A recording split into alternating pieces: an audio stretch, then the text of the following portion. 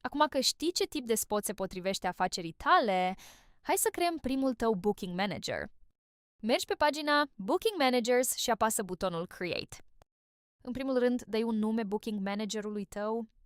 Recomandăm un nume care identifică clar ce se rezervă, mai ales dacă gestionezi mai multe hoteluri sau afaceri sub același cont.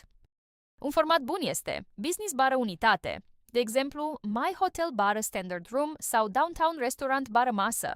Asta menține lucrurile organizate atunci când ai mai mulți booking managers în listă. Selectează fusul orar al afacerii tale.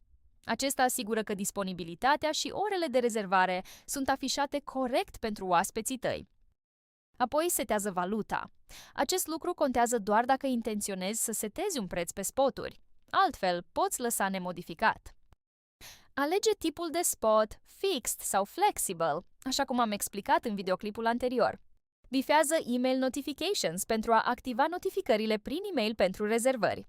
Ai două opțiuni. Owner Emails, care te notifică pe tine când o rezervare este făcută sau actualizată, și Guest Emails, care trimite confirmări și anulări direct oaspeților tăi. În final, Auto Accept Reservations.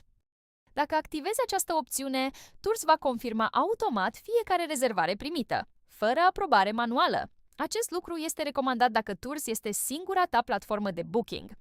Însă dacă folosești și alte platforme de booking în paralel cu Tours, recomandăm să lași această opțiune dezactivată.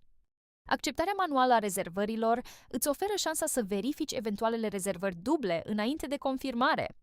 Booking Managerul tău a fost creat. În videoclipul următor configurăm primul tău spot.